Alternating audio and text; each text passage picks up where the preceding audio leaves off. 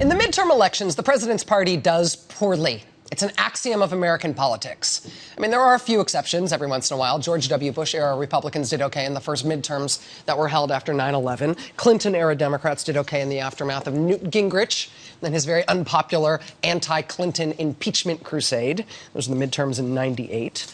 But in general, whoever's in the White House, that president's party loses seats in Congress in the midterm elections. Nobody knows if that's going to be the case in this year's midterms, which are 3.5 weeks from now. But that was definitely the case in President Obama's first midterms in 2010. Here's the thing, though. The reason that Republican success in 2010, that otherwise fairly predictable midterm result in 2010, was such a huge deal is because in 2010, the Republicans used their momentum that year to not only do well in the House and in the Senate, they also that year basically swept state governments across the country. Republicans that year picked up 6 governorships. They flipped 20 state legislative chambers from blue to red. In 6 states, they flipped both chambers in the state legislature from blue to red. Republicans picked up more state legislative seats in that election than any party had since the 1920s. And that ended up being the most important thing about those first midterms of the Obama era.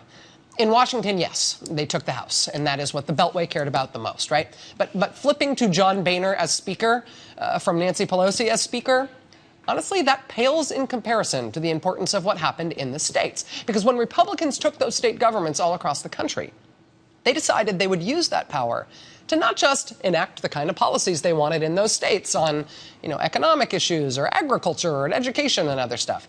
They decided specifically that they were going to use that power in the states to tilt the playing field for all the rest of the elections that have happened in our country since 2010. Most obviously, they gerrymandered congressional districts, so there's no chance of the Democratic Party taking back the House of Representatives anytime in the foreseeable future. It's basically structurally impossible for Democrats to pick up House seats at all until things can be redistricted again in 2020. So that's one way to tilt the playing field, right? Redraw the maps to get yourself permanent, structurally determined control of one House of Congress. It's nice work if you can get it. But the other thing that Republicans did with their control of state governments is that they embarked on a nationwide binge to change voting rules. We've reported on this a lot on this show, but it's not just a series of unconnected anecdotes and news stories, right? Since the big Republican takeover in the states in 2010, 18 Republican-controlled states have changed the rules in those states to make it harder to vote. 18 states. And some of those are still being litigated. The Supreme Court just last night said they would allow North Carolina's draconian new voting restrictions to be allowed to go into effect for this year's elections. If you're in North Carolina and you used to register to vote and vote at the same time, register to vote and vote on the same day, you don't get to do that anymore. Thanks to the new voting restrictions passed by Republicans in North Carolina and that the Supreme Court let go ahead last night, now in North Carolina, you've got just one more day to get yourself registered, and then it's all over for you this year. In Wisconsin, Republicans there passed new laws making it much harder to vote in that state. We've been waiting all week to find out whether or not the Supreme Court was going to allow that law in Wisconsin to be put into effect for the elections this year. Just within the last few minutes, we got breaking news on that front. The United States Supreme Court tonight has just blocked the state of Wisconsin from implementing its new law forcing voters to present ID in order to vote, ID that they never had to show before in order to vote. There's been a ton of confusion in Wisconsin as to what it would take to vote in that state this year. But again, the United States Supreme Court has just moments ago weighed in and stopped the Republican Wisconsin voter ID law from going into effect. But while all this wrangling happens over what voting restrictions Republican-controlled states are going to get away with in time for the election this year, something else has just happened on this front that has never happened before. The Government Accountability Office, the GAO, nonpartisan research arm of Congress. Once all these Republican states started changing voting laws after 2010, 5 U.S. senators wrote to the GAO and asked them to please study what the effect would be of what these states were doing. Specifically, the senators asked the GAO to study what effect these new voter ID laws were having in states that implemented them in the last few years. I mean, you never used to have to show specific forms of ID in order to be allowed to vote. Not every legal voter in the states, in these states, has the kind of ID that's now being required to vote. And so that raises an interesting empirical, studyable question. If you make having new specific forms of ID a new requirement for voting, what happens to voting in those states? Well, now we have the answer. Ta-da! Turns out if you do that, voter turnout goes down. Surprise. Yeah, it works just like it's supposed to. GAO looked at these 6 states to see what happened to voting in those states as Republicans rolled back voting rights over the last few years. They looked at these 6 states from 2008 to 2012. Now, between those 2 presidential elections, all voter turnout dropped a little bit because, frankly, 2008 was more fun than 2012. Hi, Mitt. But even taking that into account, comparing those states, voter turnout dropped more in Kansas and Tennessee than it dropped in all those other states that GAO looked at. Kansas and Tennessee. Kansas and Tennessee also happen to be the states that implemented strict voter ID during that time period.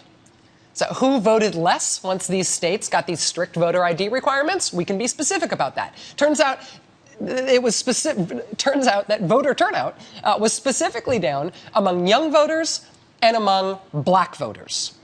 How do young voters tend to vote? They tend to vote Democratic. How do black voters tend to vote? They tend to vote very Democratic. And now we have the empirical proof that what voter ID laws do in practice is that they take those voters disproportionately out of the mix. And it's not because the young people and the black people were all committing voter fraud and now they've been stopped from doing that by voter ID laws. That drop in voter turnout is specifically among eligible voters and registered voters. People who are legally eligible to vote and people who are legally registered to vote, but who are nevertheless excluded from the election by these new laws. If you're an eligible voter and a registered voter, you're not somebody who should be weeded out of voting in any fair system of voting. But this is obviously not meant to be a fair system of voting. This is meant to be a Republican-tilted system of voting. I mean, honestly, not to put too fine a point on it, but if we were less polite about these things, we would call it what it is, which is cheating. It's using political power to change the rules to make it harder for specific people to vote so Republicans have a better chance of staying in power. We've been watching them do it since the last midterm elections when Democrats didn't turn out in big enough numbers, and this is the consequence. We've been watching them do it. It has been 4 years of fighting and legal wrangling over this stuff, but they have done it because of all those election gains they got in the last midterms when Democrats didn't care enough to vote. And now we can see the effects. And if you care about small d democracy and the right to vote and everything that went into securing it, it is enough to make you swear, right? I mean, it's enough to make Lewis Black swear. You know, Lewis Black, the comedian. Lewis Black just did this video with the ACLU ahead of this year's elections, basically to let people know that this is going on. It's about this new plague of laws to restrict voting rights across the country. It's a short little video that Lewis Black did with the ACLU. It's really, really good. And there's an important thing to know about it that I will tell you right after we show it. But watch, here it is. The punchline at the very, very end is really good. Watch. Just give me a minute. I'm going to get the camera set up. Thanks a lot for agreeing to be our celebrity ambassador on voting rights, Lewis. We'll try to make this photo shoot as painless as possible. Well, no photo shoot is painless, but I'm happy to help. It's important. I mean, who is denying people the right to vote? You'd be surprised. We're fighting people trying to suppress voting all over the country. Like North Carolina, they slashed a week of early voting. That affects over 2 million people. I could just get you guys to look at the lens.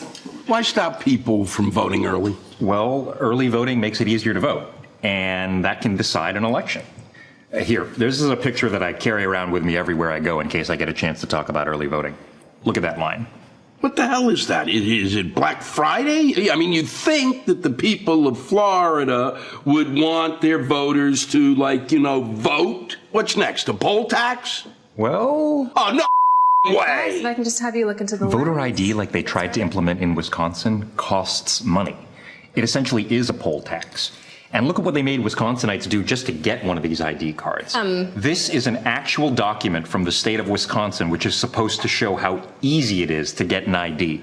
This looks like a chart showing how tough it is for a sperm to find a fertilized egg, which explains why it's so tired when it finally gets there. Guys? Elected officials shouldn't get to choose who gets to choose elected officials. Look, people marched and fought and died for the right to vote. And they want to legislate away that sacrifice to stay in power? Not on my watch, baby. If I could, Take the picture! Louis Black, the new ACLU ambassador on voting rights. Take the picture! The Republican Party really has used the power that they got in the states in the last midterm elections to tilt the playing field in their favor for these midterm elections by making voting harder. I mean, I've just said that at like 11 minutes, right? The way to say that more succinctly is... Elected officials shouldn't get to choose who gets to choose elected officials. Thank you, Louis Black. Succinct, to the point, and appropriately angry. But here's the best part. Tonight, on MSNBC, tonight, on The Last Word with Lawrence O'Donnell, which is the show right after this one here on MSNBC, tonight, Lawrence has on his show live the folks who just did that video. Again, that is right after the show tonight, The Last Word with Lawrence O'Donnell. It's awesome. I'm super jealous. You must watch. Also, you must vote. I know it's the midterms, but seriously, you must vote.